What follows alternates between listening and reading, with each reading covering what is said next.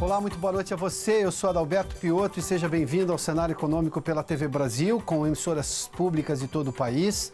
Diretamente dos estúdios da B3, aqui no centro da cidade de São Paulo, vamos aos destaques do programa de hoje. Aliás, hoje teve a segunda reunião ministerial, o que o presidente Jair Bolsonaro chama de Conselho de Governo, e é para afinar o discurso depois da semana passada, levando-se em conta aquele anúncio entre que vai subir imposto, não vai subir imposto, a idade mínima com relação à proposta do governo para a reforma da Previdência. Um dos aspectos dessa reunião foi justamente para afinar esse discurso. Ele voltou a promover enxugamento da máquina. Isso, inclusive, ele anunciou no próprio Twitter um pouco mais cedo.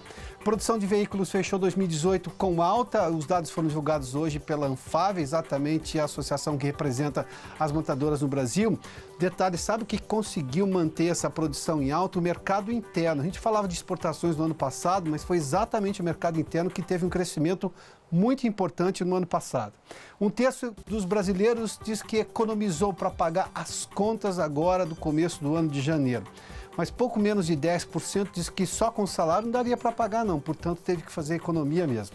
E qual a percepção das pessoas, dos brasileiros sobre a Previdência? Sobre a Previdência pública, sim, nós estamos falando de aposentadoria, mas sobre a Previdência própria, ou seja, o que eles estão fazendo justamente para poder ter recursos naquela fase da vida em que você já tem ganhos menores, porque se aposentou, está com a idade mais avançada, o mercado de trabalho está mais restrito. A gente fala disso tudo aqui no Cenário Econômico, que já está no ar.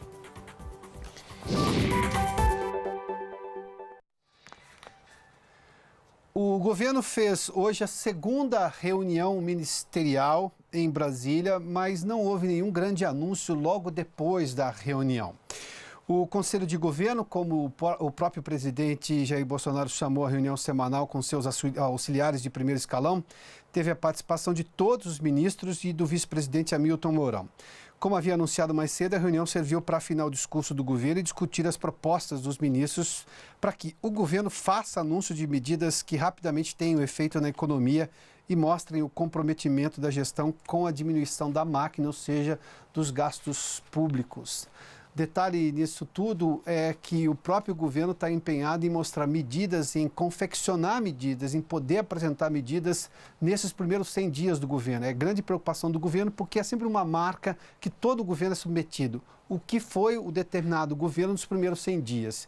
E o próprio presidente fez um anúncio no tweet dele, podemos só mexer aqui um pouquinho, vamos lá?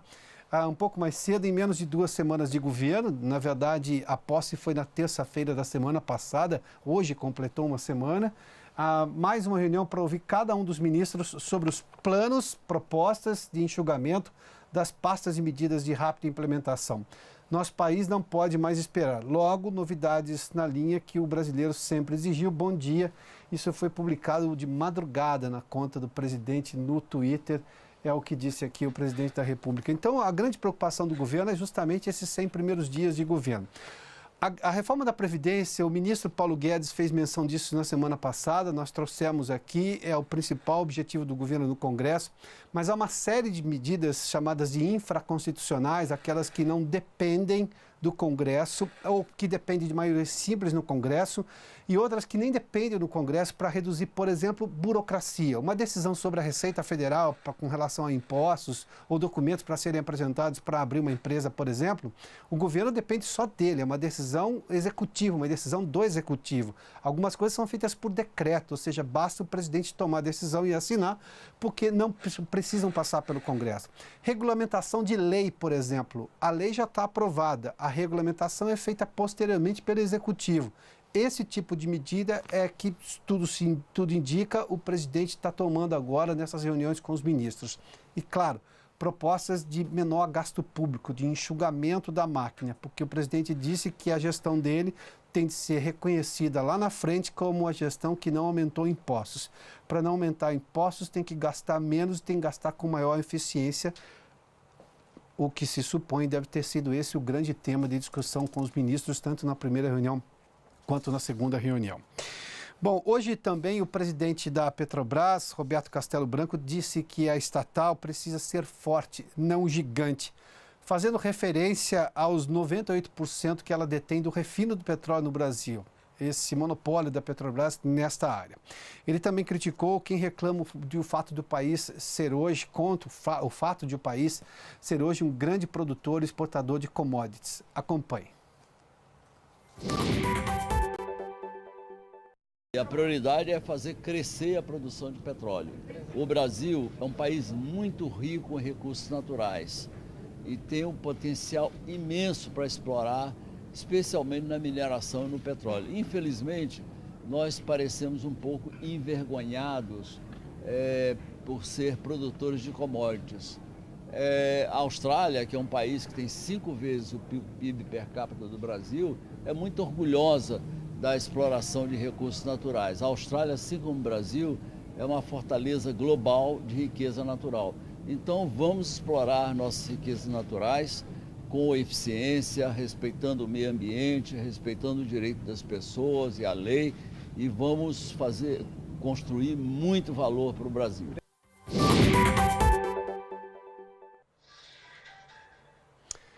Olha, sobre essa questão das commodities, de o brasileiro, ou pelo menos ainda ter um pensamento no Brasil, ter vergonha de ser um país exportador de commodities, vale um comentário rápido aqui.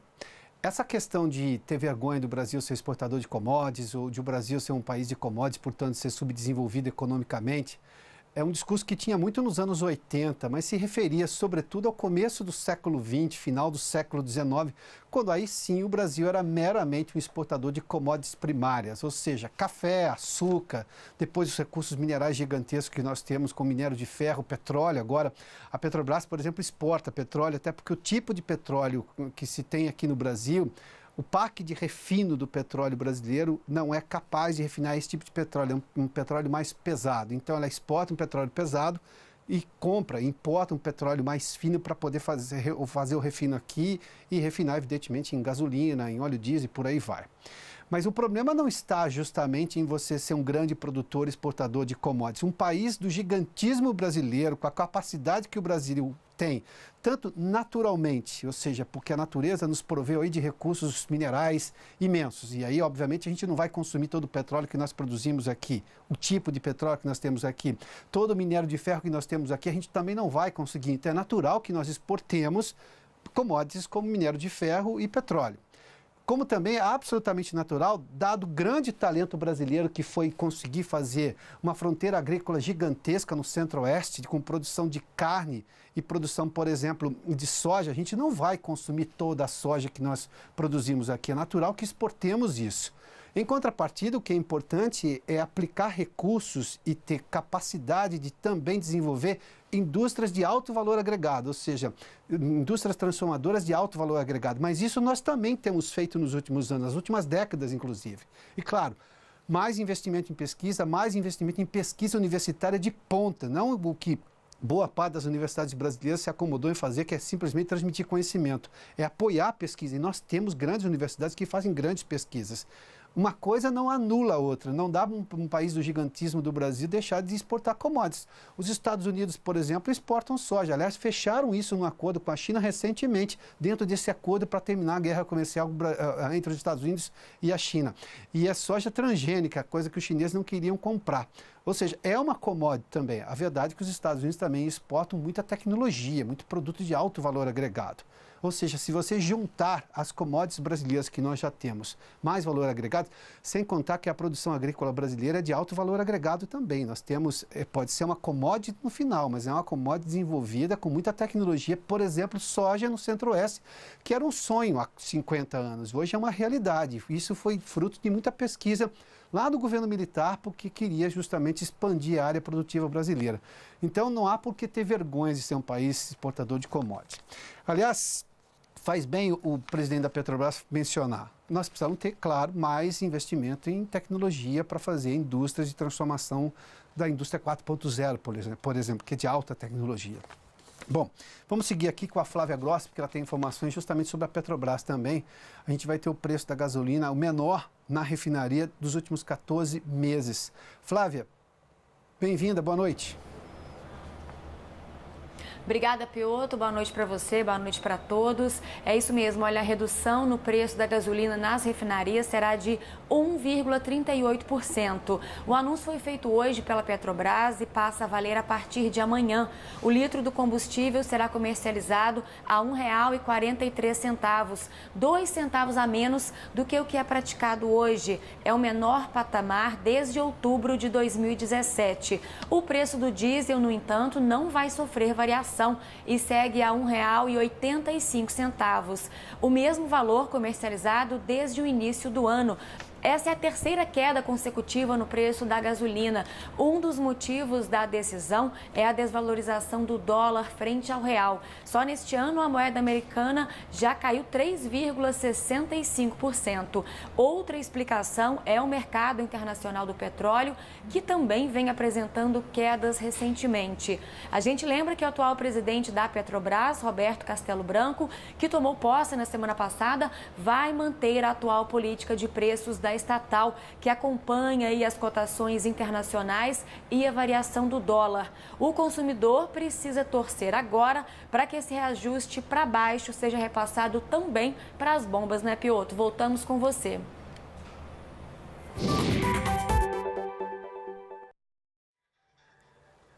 Muito obrigado, Flávia. Bom, vamos seguir aqui porque nós tivemos hoje divulgação pela Anfávia da produção de veículos no Brasil da indústria automotiva. E os dados são estes aqui, olha, em 2018, a produção de automóveis, na verdade, de veículos como um todo, isso inclui caminhões, máquinas agrícolas, tratores, enfim, e automóveis, o crescimento foi de 6,7%. E detalhe, nós, no ano passado, falávamos em alguns meses de dificuldade aqui, daqueles momentos mais difíceis da economia brasileira, que as exportações estavam crescendo. De fato, cresceram. Mas o que garantiu esse desempenho da indústria automotiva foram os licenciamentos. E quando a gente fala em licenciamentos, é consumo interno.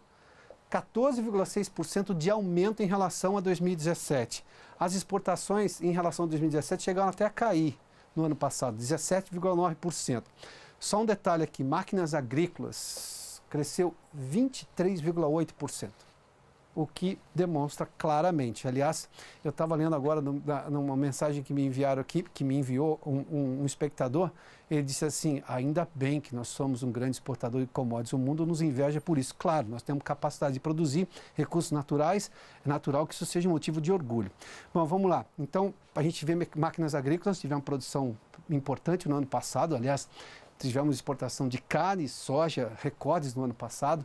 Vamos seguir aqui para a projeção para 2019. Também a indústria automotiva está se apoiando no mercado interno. Ela prevê que os licenciamentos devem crescer 11,4%. Exportações vão se manter estáveis, ou seja, está se prevendo uma estabilidade, e a produção deve crescer 9%. Só o detalhe, o problema das exportações tão ruins, e isso tem muito peso por causa do momento econômico ruim da Argentina no ano passado. A Argentina está numa crise severa e profunda, de uma dificuldade muito grande, e é o grande parceiro comercial do Brasil em exportações de automóveis. Bom, vamos seguir aqui para falar sobre um outro assunto, porque os brasileiros estão fazendo duas contas agora. O que ganharam e o que vão ter que gastar, mas com o acréscimo das contas de janeiro. E tem o seguinte, um pequeno percentual diz que consegue pagar as contas de janeiro só com o que recebe. Mas mais gente economizou dinheiro justamente para poder pagar essas contas do começo do ano. A Vanessa Casarino tem os números aqui em São Paulo e participa aqui do cenário econômico. Vanessa, boa noite, bem-vinda. Oi, Pioto, boa noite para você, boa noite a todos, obrigada. Como você disse, tem um lado bom e um lado ruim. Segundo a pesquisa do CNDL e SPC Brasil, apenas 9% dos que foram ouvidos têm condições de pagar as despesas de início de ano com a renda que tem hoje. As despesas são os gastos típicos de janeiro, IPTU, IPVA, material escolar. Ainda de acordo com o levantamento, 11% não fizeram nenhum planejamento financeiro para dar conta desses compromissos. E tem ainda um agravante. Em média, os consumidores que dividiram o valor dos presentes de Natal devem terminar de pagar as contas lá para abril, maio, o que deve aumentar o aperto financeiro. Para o SPC Brasil, a saída é tentar se organizar, mesmo que com atraso, porque esse planejamento devia ter sido feito ainda lá no ano passado. E aí não tem jeito, é contenção de gastos e, principalmente, disciplina para cumprir as metas. Pegando o IPVA como exemplo, o SPC recomenda o pagamento à vista para quem tem economias. No caso de São Paulo, Rio de Janeiro e Minas Gerais, o desconto é de 3% e valeria a pena porque, além do abatimento abatimento no valor, o orçamento fica menos pressionado para os próximos meses. O SPC só recomenda cautela para não ficar sem nenhuma reserva para emergências, como doenças ou desemprego, porque aí seria preciso recorrer a empréstimos e é mais dívida. Agora, por outro lado, a pesquisa traz essa boa notícia que você comentou, um aumento na quantidade de consumidores que juntaram dinheiro no ano passado, especificamente para as despesas de janeiro. De 21% em 2018 para 31% agora em 2019, é expressivo.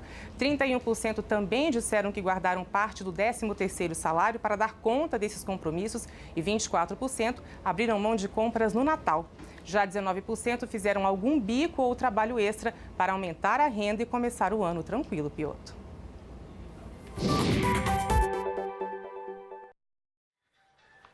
Muito obrigado, Vânia. Sinal de recuperação do que se pode chamar de estabilidade, ou pelo menos de capacidade de provisionar recursos. Isso é educação financeira em alta também entre os consumidores brasileiros. Vamos falar do mercado financeiro aqui. Hoje a Bolsa subiu 0,36% a 91.699 pontos, o que é uma recuperação em relação a ontem. As ações da Petrobras hoje caíram 0,6%. Só uma nota sobre a Petrobras. Nós divulgamos recentemente, ontem, que a Petrobras tinha feito uma recompra de títulos da dívida que ela tinha no mercado. E hoje ela anunciou que ela já tem um prospecto aqui, um prospecto preliminar, para emitir 3 bilhões em debêntures. O que é uma debênture? É um título de dívida. Isso dá para entender rapidamente o seguinte. Ontem a Petrobras recomprou, porque a situação financeira da companhia é boa, da estatal, da empresa é boa. Ela recomprou títulos de dívida que ela lançou lá atrás, que provavelmente tinham juros mais altos. Ela recompra esses títulos para não ter que pagar no todo ano juros que estão provisionados ali ou estão previstos naquele contrato.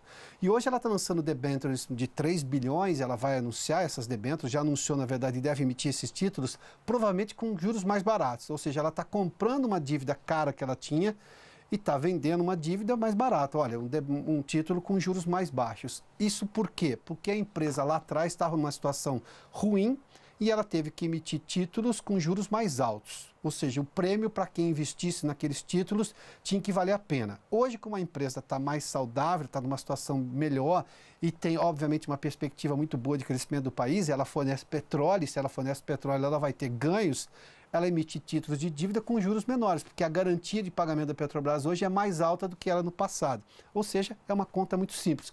Compro um título de dívida com juros mais altos e emito outros títulos de dívida justamente para fazer investimento que ela tem do pré-sal, pagamento de dívidas, por exemplo, que estão mais caras, com títulos de dívida com juro muito mais baixo. Ou seja, administração inteligente que só é possível porque a empresa foi saneada lá atrás. E o dólar hoje teve queda de 0,5% a R$ 3,71, também mudou a reta de ontem que estava subindo, hoje caiu um pouquinho. Como é que o brasileiro está vendo a questão da Previdência? Dele próprio, não necessariamente só a Previdência Pública. A gente fala disso daqui a pouco, aqui no Cenário Econômico, logo depois do intervalo. Já de volta com o Cenário Econômico, e a pergunta que eu faço a você que nos acompanha é como você lida com a Previdência? Previdência no sentido de ser previdente. Claro, há uma discussão hoje no país em relação à previdência pública, quando você se aposenta, qual vai ser o valor da aposentadoria, com que idade vai poder se aposentar, em quais condições. Tem também as discussões sobre previdência privada, que você faz um plano lá com o banco, por exemplo. Isso é uma outra discussão. Mas, por exemplo, como é que você planeja o seu futuro? Ou como você pode lidar com situações inesperadas? E aí entra também a questão do seguro de vida. Ou seja, numa situação em que você perde completamente as condições de prover a sua família, porque nós estamos falando de morte ou de invalidez permanente, por exemplo, como é que essa pessoa está lidando? Como é que você lida com relação a isso? O Mauro Lovalho, especialista no assunto, está conosco aqui no Cenário Econômico. Mauro, seja bem-vindo ao Cenário Econômico. Boa noite. Eu falei de previdência no sentido exatamente de ter uma antecipação, você se antecipar a situações que vão lhe ocorrer ou que podem lhe ocorrer no caso de seguro de vida. Sim. Você que é da área, como os brasileiros estão lidando com isso? Há mais gente preocupada com o próprio futuro, de ter uma reserva para isso, seja numa previdência privada, para não depender só da previdência pública, ou em casos extremos, e aí nós estamos falando de seguro de vida, tem aumentado a percepção do valor disso? Sim, boa noite, Adalberto. Na verdade, isso tem acontecido sim, essa consciência tem aumentado, muito provocada pelo cenário, né? O cenário da Previdência Social, ele tem motivado as pessoas a se preocuparem um pouco mais com relação a isso. Para se ter uma ideia, hoje nós já, pela primeira vez na história, a arrecadação de seguro de vida superou a arrecadação de seguro de automóvel, né? O que nunca tinha acontecido. Isso mostra uma percepção melhor da população da necessidade e da importância do seguro de vida. E a previdência privada, pela questão que nós estamos envolvendo, essa discussão toda da Previdência Social, tem chamado a atenção para isso. Quer dizer, a Previdência privada é quase como manter o poder de compra, ou pelo menos se aproximar do que imagina que vai ter. E seguro de vida, nós estamos falando já de uma situação catastrófica. Alguém que está ativo morre ou tem invalidez permanente, ou seja, ele perde a habilidade de poder prover recursos para sustentar a si próprio e a família. Exatamente. E isso, as pessoas estão discutindo isso sem preconceito, porque eu me lembro, eu era criança, meu pai fez um seguro de vida e falou isso abertamente. Quando eu fui fazer seguro de vida, eu não falei pro agente do seguro, falei, olha, escuta, sem nenhuma cerimônia, essas coisas precisam ser discutidas. Vamos tratar do assunto. Porque não há por que ter preconceito, mas ela me disse, me lembro da moça que foi me vender, falou assim, você não faz ideia, é o primeiro que me conta isso, que me faz esse pedido assim, sem nenhuma cerimônia. As pessoas ainda têm muito o zelo, preocupação, receio de falar de assuntos como seguro de vida? Ainda existe, é um tabu ainda. Vem mudando, mas é engraçado e ao mesmo tempo muito triste, né? Porque um assunto tão sério como esse, né? Eu deixar as pessoas que eu amo, que dependem de mim, claro, à mercê, ou no vazio, porque na verdade o que se discute não é quando eu morrer, não é se eu morrer, é quando eu morrer. Isso vai acontecer. E tem que ser tratado, porque é muito sério. No dia seguinte, hoje, um chefe de família ou uma chefe de família que faleça, aquele rendimento zera. Então, todos os sonhos que ela imaginou para sua família, a escola dos filhos, a educação, tudo que se imaginou morre com ele. Né? E a logo família depois fica a sobrevivência fica comprometida. Exatamente, é óbvio, e fica dependente. Né? A previdência privada, ela precisa de tempo para ser constituída. Então, um ingrediente importante nesse plano, de um planejamento financeiro, é o tempo. O tempo faz com que acumule e os juros vão fazendo esse dinheiro trabalhar para você lá no futuro usufruir. O seguro de vida, ele é componente fundamental em qualquer planejamento, porque no ponto que você inicia o seu planejamento, o seguro de vida lhe dá a garantia que se essa ocorrência for imediata, aquele valor do seguro de vida vai fazer com que os sonhos que você desenhou para sua família se concretizem, porque ele não precisou do tempo para ser constituído. As minhas contribuições de previdência, elas vão se acumulando, mas depende de eu tirar do bolso e fazer esse esforço. Claro. O seguro de vida, a partir do momento que eu contrato, óbvio que eu também teria que dar as contribuições mensais, mas eu já tenho constituído um valor que vai fazer jus que vai cobrir a minha falta, né? Mauro, e o regramento disso está muito claro hoje, as garantias, porque posso imaginar que alguém fale, eu pago um seguro de vida e depois eu não vou estar lá para reclamar. Ou seja, as regras precisam ficar claras porque é exatamente a pessoa que ficou que vai pedir em nome dela. Sim. Isso está muito claro, é garantido, tem segurança na lei hoje, a empresa tem solvência, as empresas são vistoriadas regularmente pelo Banco Central para saber se tem solvência? Sim, hoje o mercado ele é composto por grandes companhias seguradoras, né? Além de grandes companhias seguradoras, profissionais de seguro, corretores de seguro muito especializados e que fazem o papel da defesa do segurado. Então hoje nós temos os bancos, por exemplo, são grandes responsáveis na proliferação dessa cultura de seguro. E isso é claro, é óbvio, é uma grande máquina, né, dessa cultura de seguro. Mas hoje o mercado ele é muito bem regulamentado. Aquela história que há tempos atrás nós ouvimos falar de quebra de seguradora, isso não existe mais, né? Hoje o mercado é composto por boas e sólidas seguradoras. Que é um hábito que, por exemplo, os americanos têm muito mais do que nós temos. Se hoje está melhorando no Brasil, os americanos contratam seguro de vida com muito mais naturalidade. Sim. Aliás, o grande mercado de seguro de vida são os Estados Unidos, não é? Exatamente, exatamente. Tem mudado no Brasil e o que ajuda também, colabora com isso, é que chegaram no Brasil produtos muito mais inteligentes também. Então, hoje é possível contratar um seguro de vida, por exemplo, que além da cobertura de risco, que seja morte ou invalidez, ele também tem um componente que acumula um valor para ser usufruído lá na frente, caso não ocorra o risco previsto no contrato, que é o falecimento ou a invalidez. Uma espécie de uma poupança, algum tipo? Exatamente, exatamente. Então, hoje nós temos grandes companhias no Brasil trabalhando com isso e esse produto é distribuído por corretores especializados. E rapidamente, Mauro, por que os brasileiros estão contratando mais? É a percepção do país? É exatamente, você fez menção a isso anteriormente, é o risco que se imagina que pode correr? O que é a conscientização maior? O que faz os brasileiros contratarem mais?